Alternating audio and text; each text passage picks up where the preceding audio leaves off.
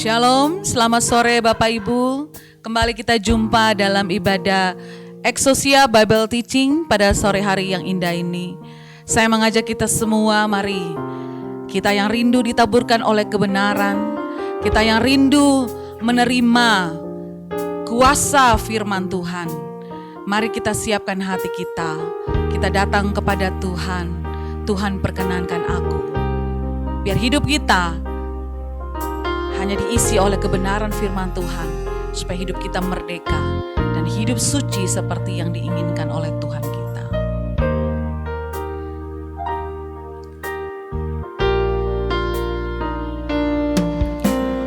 Tuhan, perkenankan aku selalu ada di samping-Mu.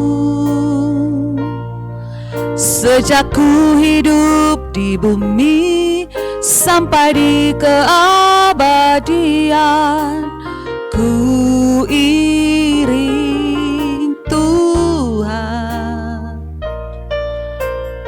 Tuhan, ku pegang janjiku setia sebagai sahabat-Mu, senantiasa bersama menunaikan tugas Bapa selesai akhirnya. Ku bersedia hidup kudus tak bercela, takkan lagi dalam percintaan dunia. Ajarku berpikir seperti diri-Mu, bawa aku Tuhan dalam perjuangan-Mu. Mari naikkan pujian ini sekali lagi Bapak Ibu. Tuhan, perkenankan aku. Tuhan, perkenankan aku selalu ada di samping-Mu. Sejak ku hidup di bumi sampai di keabadian, ku iring Tuhan. Tuhan, ku pegang janjiku setia sebagai sahabat-Mu, senantiasa bersama menunaikan tugas Bapa selesai akhirnya.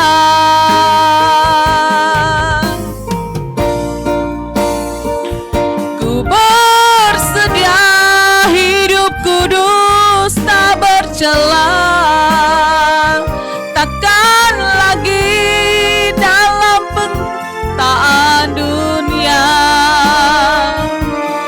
Ajarku berpikir seperti diri-Mu, bawa aku Tuhan dalam perjuangan-Mu.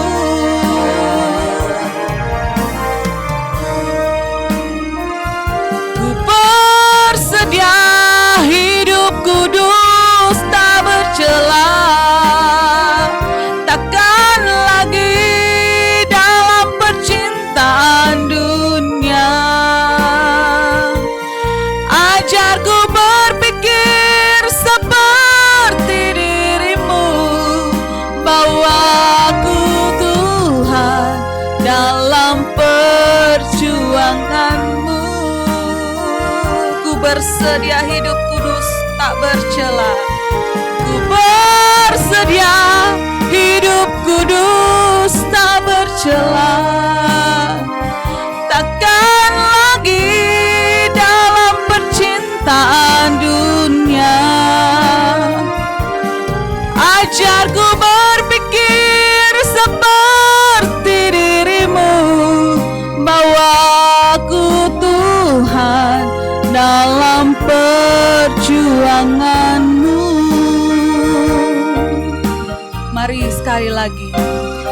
bersedia hidup kudus, tiada bercela. Ku bersedia hidup kudus, tak bercela. Takkan lagi dalam percintaan dunia. Ajarku mengerti dirimu, bawaku Tuhan dalam perjuanganmu, bawaku Tuhan dalam perjuanganmu, bawaku Tuhan dalam perjuanganmu. Mari kita berdoa. Bapa, dalam nama Tuhan Yesus Kristus, kami ingin berjuang terus Bapa, agar kami menjadi serupa dengan Kristus dan sempurna seperti Bapa. Agar sebelum kami mengakhiri hidup kami di bumi ini, hidup kami telah didapati Tuhan berkenan di hadapan. Sehingga kami memiliki keyakinan, kami memiliki kepastian bahwa ketika kami mengakhiri hidup kami di bumi ini, Tuhan telah menyiapkan tempat yang terbaik bagi kami. Dalam nama Yesus kami sudah berdoa dan bersyukur. Amin. Baik, silakan duduk Bapak Ibu. Baik, kita akan melanjutkan pembahasan kita pada minggu yang lalu dalam serial khotbah dalam IBT atau Exousia Bible Teaching, masih dalam serial khotbah pindah alamat bagian yang ke-6. Nah, untuk sesi yang ke-6 ini, saya akan mulai membawa kita menjelajah dalam satu topik pembahasan tentang surga, atau tentang tempat di mana tempat ini menjadi harapan, menjadi target iman orang percaya, bahkan seluruh orang yang beragama. Nah, memahami surga ini gampang-gampang susah Bapak Ibu. Tetapi saya akan mulai dengan secara perlahan-lahan, secara bertahap, untuk masuk membantu pemahaman kita, agar kita betul-betul secara step by step dapat memahami tentang surga. Nah, Mazmur 90 ayat 10. Mari kita mulai. Mazmur 90 ayat 10. Masa hidup kami 70 tahun, dan jika kami kuat 80 tahun. Dan kebanggaannya adalah kesukaran dan penderitaan. Sebab berlalunya buru-buru, dan kami melayang lenyap. Nah, ayat yang kita baca tadi dalam Mazmur 90 ayat 10, dengan lugas menjelaskan bahwa hidup manusia memiliki batasan waktu. Jadi hidup saya dan saudara memiliki batasan waktu. Ini harus diingat, harus disimpan dalam benak hati kita. Dan juga diajarkan kepada anak-anak kita. Karena ini adalah pengajaran dasar kehidupan yang benar. Yang kedua, dari Mazmur 90 ayat 10, kita temukan bahwa setiap manusia akan mengalami kematian. Di ujung dari kehidupan manusia, pasti akan berjumpa dengan kematian. Di ujung dari kehidupan manusia, pasti akan ada masa akhirnya. Kenapa? Karena hidup dan mati itu dalam kedaulatan Tuhan. Dan Tuhan telah menetapkan waktu hidup manusia sampai di usia berapa. Kalau bukan 70, 80 paling tinggi, atau 90, atau 100. Tapi kalau sudah lewat 80, itu sudah sulit. Rata-rata sudah menderita. Nah, ini yang perlu kita tahu. Karena sejak manusia jatuh dalam dosa, maka manusia telah memiliki yang namanya target kehidupan. Setiap orang pasti telah ditetapkan target masa waktunya, masa hidupnya sampai di mana. Dan itu Tuhan yang tahu, Tuhan yang tetapkan. Artinya, bukan juga harus sampai 80. Makanya Yakobus pasal 4 melengkapi Mazmur 90 ayat 10. Hidup manusia seperti uap. Hari ini ada, sebentar bisa lenyap. Artinya, waktu paling akhir itu 80 tahun saja itu. Rata-rata 70 tahun meninggal. Tetapi ada anak 2 tahun sudah meninggal, Bapak Ibu. Ada umur 17 tahun sudah meninggal, ada umur 30 tahun sudah meninggal. Dan tidak ada satu orang pun yang tahu kapan waktu dia meninggal. Kapan waktu hidupnya. Kapan usia akhirnya. Nggak ada. Makanya kita harus terus berjuang mempersiapkan diri.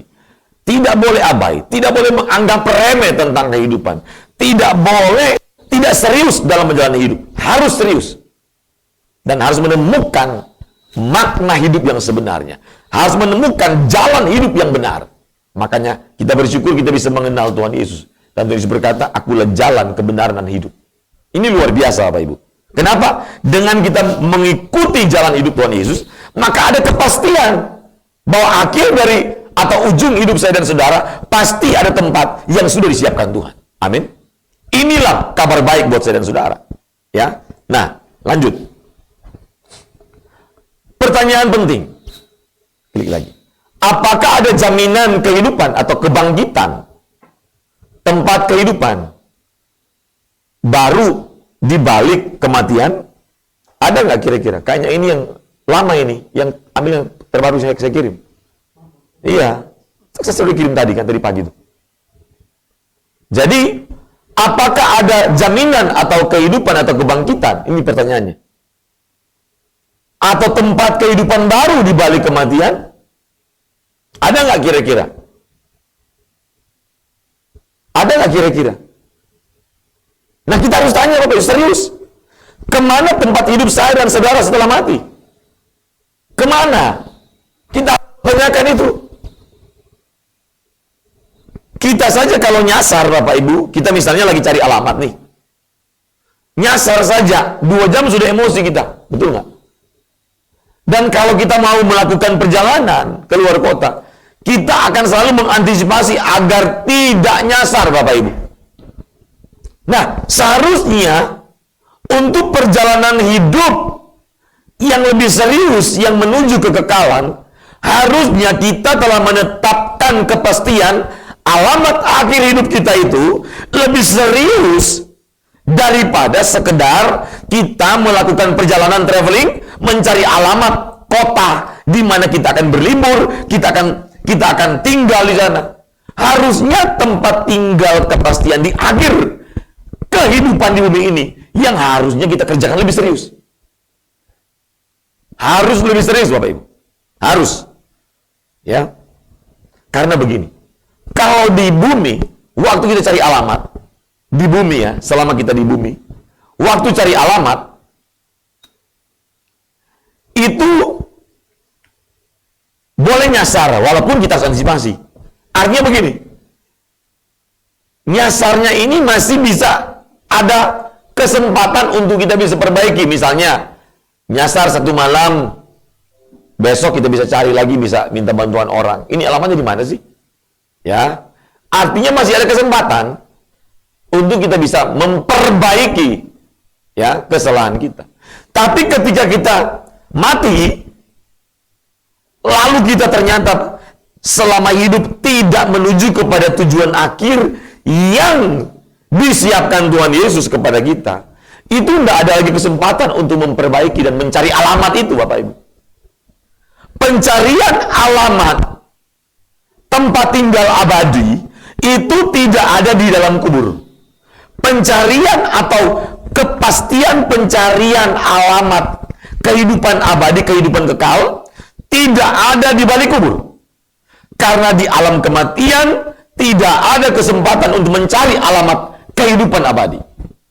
Dalam alam kematian tidak ada satu orang pun yang punya kesempatan dan mampu untuk memperbaiki kesalahannya dan mendapatkan kesempatan untuk mencari tempat tinggal abadi itu. Nggak ada kesempatan. Di mana kesempatan itu? Di sini Bapak Ibu. Di bumi selagi kita masih diberikan kesempatan untuk hidup. Ini penting sekali. Maka harus lebih serius mempersiapkan, memastikan tempat tinggal abadi kita, memastikan tempat kehidupan abadi kita selama kita masih ada kesempatan hidup. Di sini, bukan nanti di IGD, di ICU, atau sudah sakit berat, atau sudah meninggal. Nggak ada kesempatan lagi. Ya. Pertanyaan berikutnya yang penting adalah, kemana tempat hidup saya dan saudara setelah mati? Kemana kira-kira? Nah, ini penting.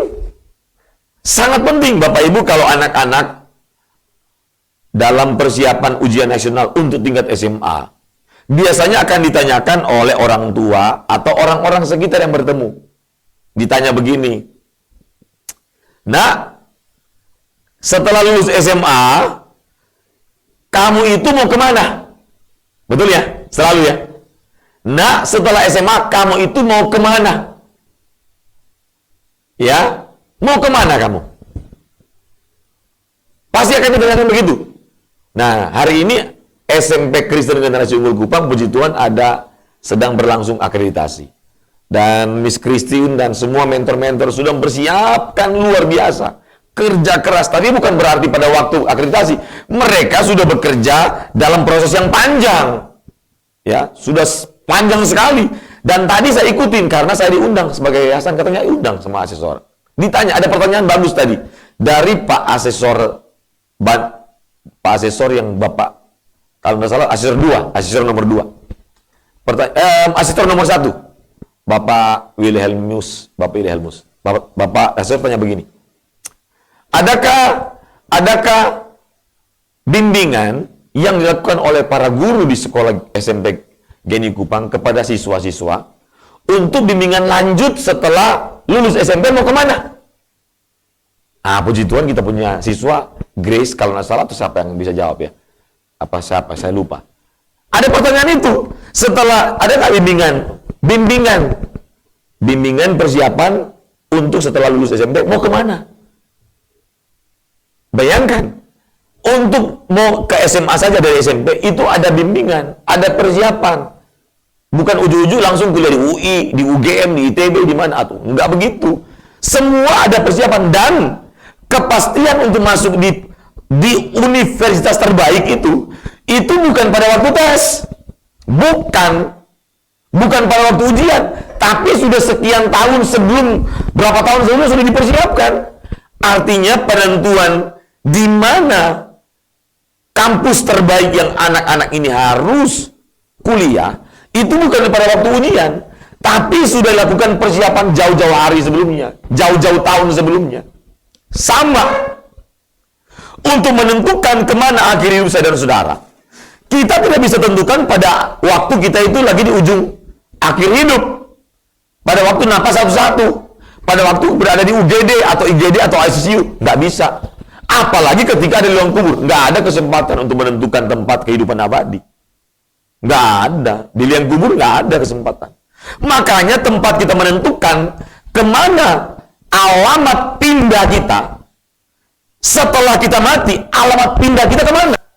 Makanya saya namakan judul khotbah ini, pindah alamat. Ke surga atau ke neraka. Dan kepastian tempat itu, baik surga maupun neraka, tidak bisa ketika kita ada di liang kubur atau di balik kematian. Nggak ada. Semua ditetapkan, diputuskan, dipersiapkan selagi kita masih hidup di sini. Amin. Ini harus diseriusin Bapak Ibu. Harus lebih serius daripada mau pindah tempat tinggal, pindah kota, ikut suami yang pindah kerja. Orang mau pindah kota aja Bapak Ibu, aduh, pindah tempat tinggal aja itu persiapannya panjang kok. Panjang sekali. Apalagi untuk kehidupan kekal yang limitnya nggak ada. Ini kekal. Lebih dari triliunan tahun loh. Kekal, gak ada batasan waktu. Masa nggak serius kita persiapkan diri? Ya. Nah, lanjut. Pertanyaan penting yang berikutnya. Apakah Anda percaya bahwa surga itu ada? Setelah kita mati, kita tanyakan. Kita sudah tahu nggak kita mau kemana nih? Surga atau neraka? Nah, pertanyaan berikutnya. Apakah kita percaya ada surga? Percaya nggak kita?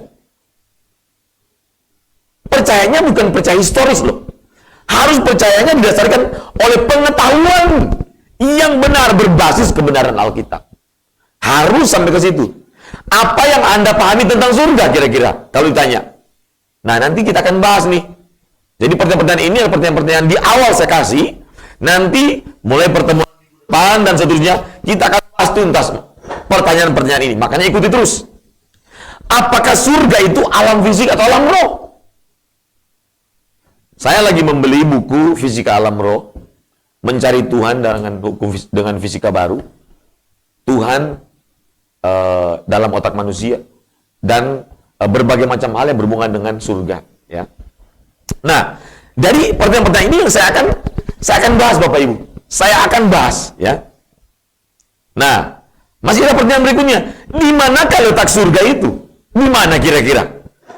Jangan cuma percaya-percaya ada surga, tapi kita itu bingung sebenarnya. Jadi percaya yang hanya fantasi. Waduh, hindari Bapak Ibu. Bagaimana cara ke surga? Kita nggak tahu ternyata selama ini. Wah, nanti kita akan bahas. Bagaimana suasana di surga? Kita harus betul-betul harus tahu. Supaya kita bisa merasakan surga itu di bumi. Walaupun kita belum ada di sana. Nanti kita akan bahas itu. Nah, sebelum kita akan bahas ke sana, saya membangun jembatan pengertian namanya. Untuk memahami surga dengan benar. Jadi harus ada jembatan dalam ilmu pendidikan itu, Bapak Ibu. Jadi kalau misalnya mau berpindah dari topik satu ke dua, maka kalau di kelas-kelas anak-anak itu harus ada namanya membangun jembatan pengertian. Jadi kita harus memberikan satu pemahaman dasar lagi, mengingatkan dia, kasih contoh-contoh, supaya sebelum masuk ke topik yang kedua, dia sudah mengerti, Bapak Ibu. Oh, terbantu. Oh, harus begitu. Oh, iya. Jadi kita mulai memberikan data-data, informasi, gambar-gambar, pengetahuan-pengetahuan untuk mendasari agar dia itu bisa mampu mengerti topik yang berikutnya. Nah, ini seperti ini saya bikin. Modal dasar dan kesadaran yang utama bagi manusia. Perhatikan ini. Tuhan dan manusia. Ya, klik lagi. Apakah kita tahu dan yakin Tuhan itu benar-benar ada? Ini dasar ini. Kita nggak bisa bilang surga itu ada kalau kita nggak yakin, nggak tahu Tuhan itu ada. Halo, ya? Apakah kita tahu dan yakin kita sudah mengenal Tuhan? Jadi banyak orang ingin mengenal untuk memahami surga, tapi yang dasar-dasar dia nggak ngerti. Makanya gagal paham tentang surga, gagal paham tentang keselamatan. Kenapa? Yang dasar-dasar dia nggak ngerti. Ya, apakah kita sudah serius mencari Tuhan? Itu pertanyaannya. Oh Pak, saya sudah percaya Tuhan itu ada Pak. Saya percaya surga itu ada Pak. Saya kenal Tuhan. Pertanyaannya, serius enggak untuk mencari Tuhan dan mengenal Tuhan? Orang bilang, oh iya, saya sudah kenal Tuhan. Iya, pertanyaan, serius enggak? Saya serius. Datang ke gereja setiap minggu. Bukan cuma itu. Ya, masih banyak pertanyaan yang harus dijawab lagi. Ya. Nah, ada 3 jenis. Lanjut. Ada 3 jenis pengenalan akan Tuhan. Perhatikan baik-baik. Ada 3 jenis. Yang pertama adalah mengenal Tuhan secara persepsi, yang dikenal dengan Tuhan persepsi. Jadi ada orang mengenal Tuhan dalam persepsi. Masing-masing kita beda-beda pasti. Nah, yang kedua mengenal Tuhan secara konsepsi. Jadi mengenal Tuhan secara konsepsi. Dalam bentuk doktrin-doktrin, dogma-dogma, setiap agama, setiap gereja itu, setiap sinode pasti ada. Ya. Setiap agama pasti punya doktrin-doktrin. Itu namanya mengenal Tuhan secara konsepsi. Sudah dibentuk dalam konsep-konsep. Ya. Yang ketiga adalah mengenal Tuhan secara empiris. Apa itu, Pak?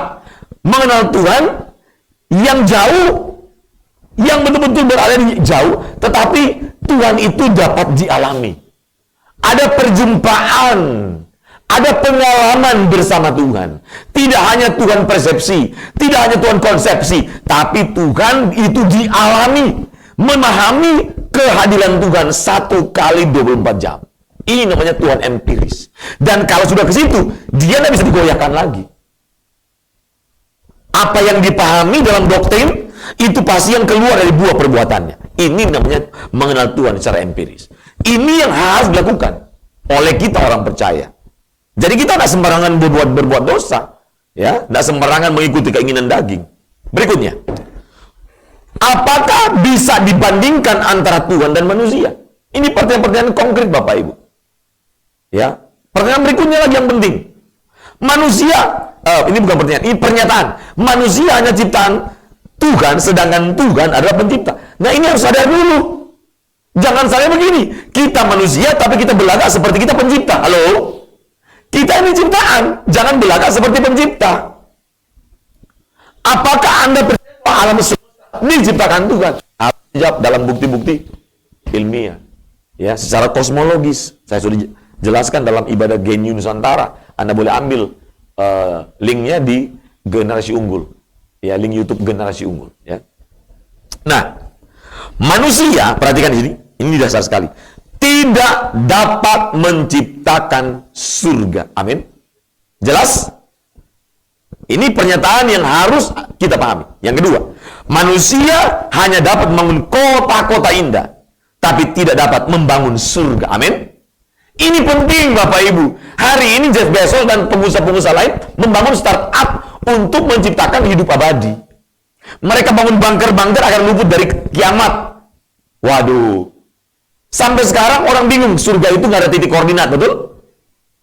Orang pikir itu di luar bumi itu, di sekitar bumi ini ada planet-planet yang bisa menggantikan bumi sehingga bisa melanjutkan kehidupan. Nggak ada. Mars tidak bisa disamakan dengan bumi. Nggak sama Bapak Ibu. Apalagi dengan surga. Beda. Nah, berikut. Manusia tidak pernah bisa mengubah tubuh fana menjadi tubuh kekal. Amin? Amin? Nggak bisa Bapak Ibu. Manusia tidak pernah dapat menciptakan kehidupan kekal. Untuk menggenapi apa yang dikatakan Alkitab, pada hari Tuhan Yesus datang, pada hari manusia dibangkitkan, orang percaya dibangkitkan, maka orang percaya itu akan diangkat. Dan tubuhnya akan diubah sekejap, baru terangkat. Seperti Tuhan Yesus terangkat ke surga, seperti Henokh terangkat ke surga. Nah, kalau tubuhnya seperti ini, hancur semua. Nah, bagaimana pada saat itu kita itu akan diubahkan? Perlu saya lagi bayangkan, itu gimana rasanya Bapak Ibu? Nah, Alkitab menjawab semua. Manusia tidak pernah dapat menciptakan kehidupan kekal. Hanya Tuhan.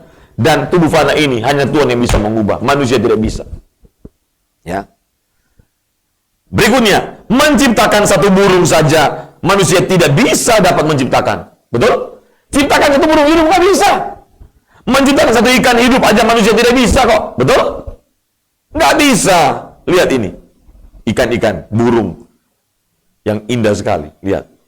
Nah. Jadi artinya begini. Untuk menciptakan ikan hidup saja nggak bisa.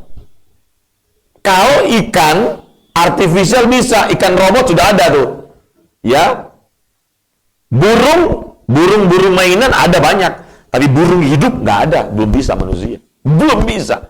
Itu adalah dasar-dasar, modal dasar kita untuk mempelajari Tuhan, mempelajari surga, mempelajari kehidupan abadi. Ini dasarnya ini dulu. Ini dulu dasarnya Bapak Ibu. Sehingga dengan kesadaran seperti ini, dengan modal pemahaman seperti ini, kita makin serius mempersiapkan hidup. Karena begini, tidak bisa kita pastikan di mana tempat tinggal abadi kita setelah kita mati di alam kematian. Tapi kita hanya bisa memastikan tempat tinggal abadi, kehidupan abadi kita di tempat ini, di sini, di bumi ini. Sekarang kita pastikan, bukan nanti di alam kematian, bukan nanti ketika berada di ICU, bukan nanti ketika berada di IGD atau sakit, atau kita dalam keadaan ekonominya lagi susah. Jangan tunggu keadaan susah, baru persiapkan diri, baru serius mempersiapkan diri. Tapi ingat baik-baik, mulai saat ini harus persiapkan diri baik-baik agar kita bisa pastikan dari sejak saat ini, kita pastikan bahwa kehidupan kekal kita, tempat tinggal abadi kita sudah disiapkan Tuhan. Amin. Nanti kita lanjutkan minggu depan tentang bagaimana kita pelajari tentang universe sebagai jembatan untuk mempelajari tentang surga. Oke. Kita langsung berdoa Bapak Ibu, ya. Bapa, kami sangat terbatas, kami mohon hikmat Tuhan. Roh Kudus bantu kami untuk makin serius memperjuangkan hidup kami. Mempersiapkan, memastikan tempat tinggal abadi kami sejak kami masih ada di bumi ini Tuhan. Tolong kami, ampuni kalau kami selama ini kurang serius Bapak. Ajar kami untuk serius memperjuangkan dan mempersiapkan hidup kami Tuhan. Memastikan bahwa kami telah memiliki tempat tinggal abadi sejak kami hidup di sini. Berkati semua yang telah menonton, mengikuti ibadah IBT Exousia Bible Teaching. Catat nama kami di buku kitab kehidupan anak domba Allah. Mari angkat tangan berdua-dua dan terimalah berkat. Kiranya berkat dan anugerah daripada Allah Bapa, cinta kasih daripada Tuhan kita Yesus Kristus, penyertaan, pertolongan, perlindungan, dan pemeliharaan dari Roh Kudus menyertai kita mulai sore ini sampai Tuhan Yesus datang kembali, menjemput kita pulang ke rumah Bapa yang kekal, dan ikut memerintah bersama Kristus di kerajaan surga selama-lamanya. Dalam nama Yesus. Amin.